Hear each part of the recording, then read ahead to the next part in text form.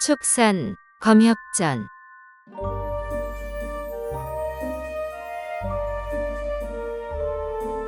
34화 자운사의 음란마귀. 소령 후 유종잠은 절에서 간음하고 여곤윤 서곡주는 밀실에 감금되네.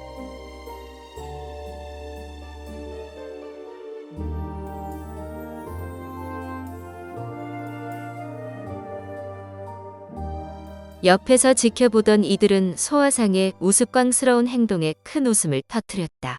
손남과 주경우는 소화상처럼 추궁당할까봐 얼른 자리를 피했다.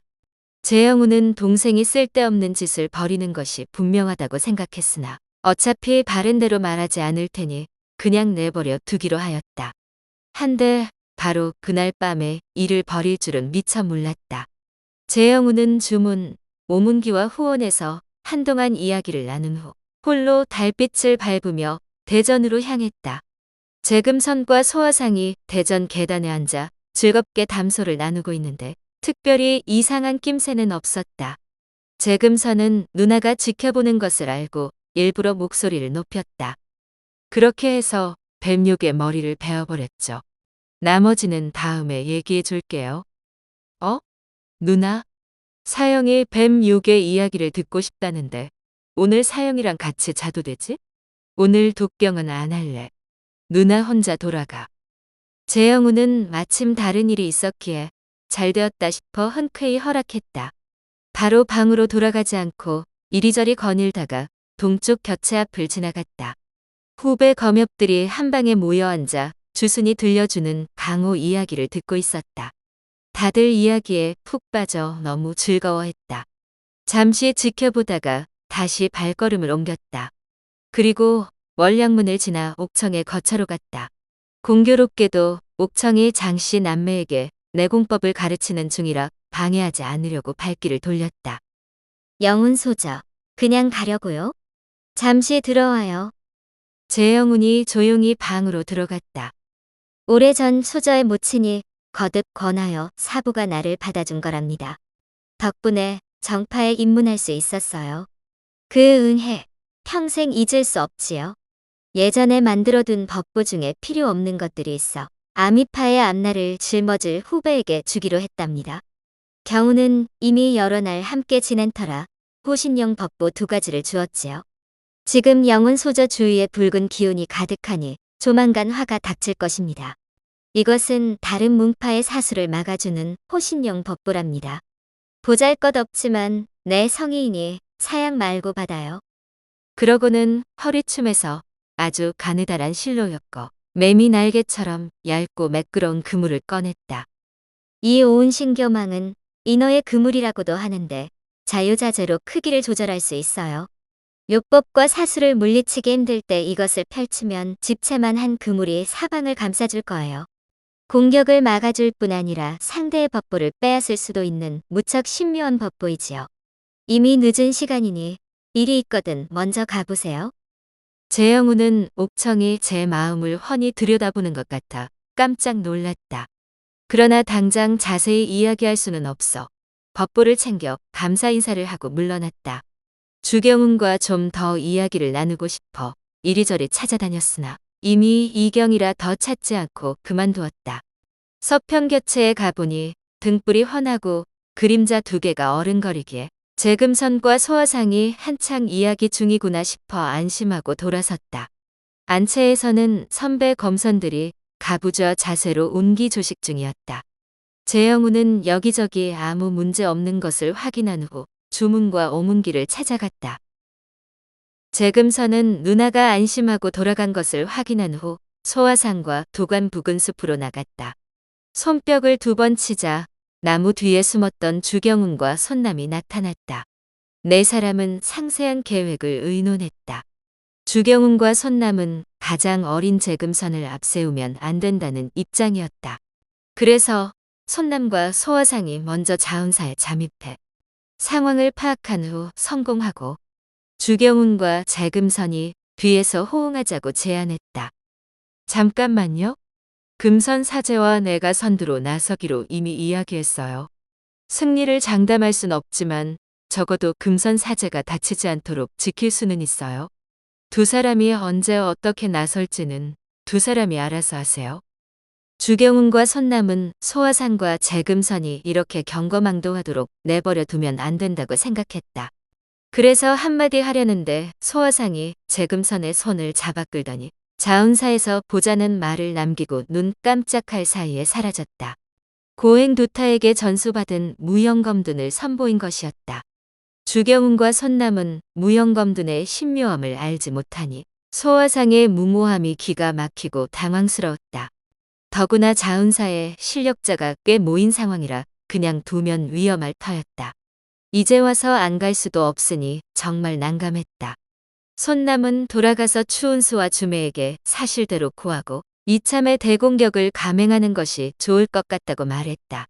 하지만 주경훈은 아직 치기가 남아있어 고자질이 영 내키지 않았다. 알리려면 두 사람이 떠나기 전에 알렸어야 했다. 주경훈과 손남은 잠시 고민한 끝에 원래 계획대로 검광을 타고 자운사로 향했다. 두 사람이 떠나자마자 맞은편 바위 뒤에서 깡마른 도사가 나타났다. 어린 것들이 겁도 없구나. 안 와봤으면 큰일 날 뻔했군. 이때 옥천관 쪽에서 검광 새 줄기가 번쩍하더니 나무 사이에 새 여인이 나타났다. 도사는 이미 몸을 숨긴 후였다. 다행히 금선이 소사제랑 죽이 잘 맞아 몰래 나올 수 있었어. 주삼회, 오삼회, 잘 들어. 저쪽 요법을 막기 힘들 것 같으면 빨리 내 옆으로 와야 해. 바로 온 신교망을 펼칠 테니까 미리 좌우 방향 정해놓고 절대 헷갈리면 안 돼. 시간이 늦었으니 어서 출발하자. 새 여인의 검광이 자운사 방향으로 날아가자 도사가 다시 모습을 드러냈다. 아미파 기세가 곧 크게 융성할 것이라더니 사형말이 사실이군. 후배들이 하나같이 선골이고 기초도 탄탄해. 한데 숭산이로는 그 아이들이 이렇게 겁없이 날뛰는 상황을 정말 모르는 것인가. 뭐 그건 나중에 물어볼 일이고 한시가 급하니 일단 따라가자. 도사가 몸을 살짝 비틀어 무영검을 타고 자운사로 향했다. 한편 자운사 무리는 녹포의 죽음으로 충격에 빠졌다. 아미파 실력이 예상보다 훨씬 강하다는 사실에 큰 위기감을 느끼지 않을 수 없었다. 아미파에 많은 실력자가 모인 것이 분명한데 자운사가 손꼽아 기다리는 조력자는 강간무소식이니 더욱 초조했다. 지금 사령만으로는 절대 아미파의 적수가 될 수 없었다.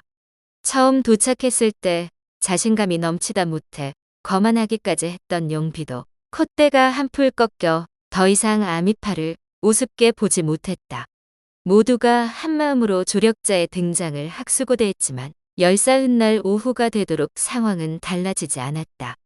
법원은 그나마 평정심을 유지했지만 지통은 똥 마려운 강아지처럼 안절부절 못했다.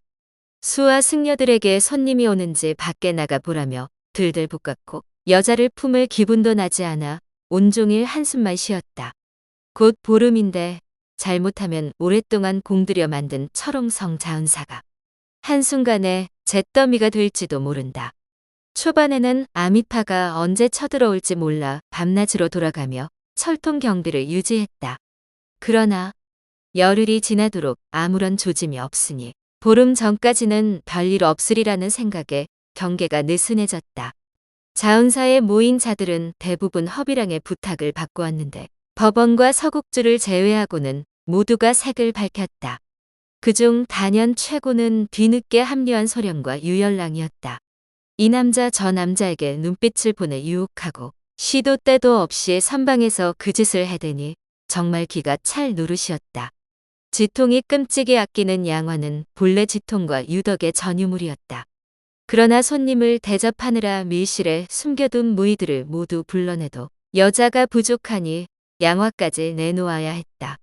자운사는 겉으로는 어엿한 사찰이지만 실상 사창굴이나 다름없었다. 법원은 학렬이 가장 높고 이런 행태가 매우 못마땅했으나 곧 대결을 앞둔 상황에서 사기가 꺾이면 안 되기 때문에 그저 지켜볼 수밖에 없었다. 그런데 이 상황을 가장 견디기 힘든 사람은 서국주였다. 사실 그녀는 이곳에 어울리는 사람이 아니었다. 무당파 검선인 서국주는 예전에 평산에서 약초를 캐던 중 서천팔마의 사부 남강 대마산 금광동의 황종을 맞닥뜨렸다. 황종이 아름다운 서국주에게 음욕이 동해 느닷없이 요법을 부려 꼼짝 못하게 만들고 자신을 따르라고 강요했다. 서국주는 강한 요법에 걸려 저항할 수 없음을 알고 일단 순순히 따르는 척했다. 황종이 안심하며 요법을 거두는 순간 재빨리 비검을 날렸지만 안타깝게도 그녀는 황종의 적수가 아니었다. 위급한 순간 마침 그곳을 지나던 허비랑이 서국주의 비검이 정통 무당파임을 알아보았다. 이 기회에 무당파와 인연을 맺고 싶었지만 그렇다고 황종과 원한을 맺을 수는 없었다. 그래서 직접 나서지 않고 홍원 종기를 이용해 은밀하게 서국주를 구해냈다. 서국주는 너무 고마운 마음에 평생 허비랑을 돕겠노라 맹세했다. 그리고 정말 약속대로 2번이나 허비랑을 구했다. 허비랑이 서국주 덕분에 목숨을 건진 일은 추후에 다시 이야기하도록 하자. 이번에 허비랑의 비검전설을 받았을 때 서국주의 언니인 표묘와 성명주가 가지 말라고 여러 번 설득했다. 서국주도 자은사가 사파 소굴임을 알기에 썩 내키지는 않았지만 맹세를 지키고자 기어코 참여한 것이다. 자은사에 도착한 지 얼마 안 되었을 때 요사한 노포가 나타나 왠지 불길했으나 신의를 저버리지 않기 위해 끝까지 남기로 하였다.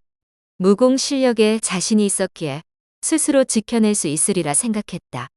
그런데 소령과 유연낭이 나타난 후로 용비, 유종잠, 적으나, 왕두타와 어울려 밤낮으로 음란한 짓을 일삼으니 도저히 눈뜨고 볼 수가 없었다. 볼수록 역겹고 혐오스러워 보름이 되기만을 손꼽아 기다렸다. 어서 대결을 치르고 한시라도 빨리 자은사를 떠나고 싶었다. 지통은 서국주가 다른 손님들과 어울리지 않는 것을 보고 객방을 멀찍이 따로 마련하고 나이든 하녀 둘을 붙여주었다. 서국주도 자은사의 실체를 안으로 일부러 아침 일찍 자은사를 나가 성도 명승지를 돌아다니다가 저녁에 늦게 돌아왔다. 이렇게 지낸 덕분에 서국주는 음란한 무리와 부딪힐 일이 거의 없었다. 음란한 무리도 아름다운 서국주에게 눈길이 갔으나 성격이나 실력이 만만치 않음을 알기에 감히 딴 마음을 품지는 않았다. 이렇게 별일 없이 지나가나 싶었는데 결국 탈이 나고야 말았다.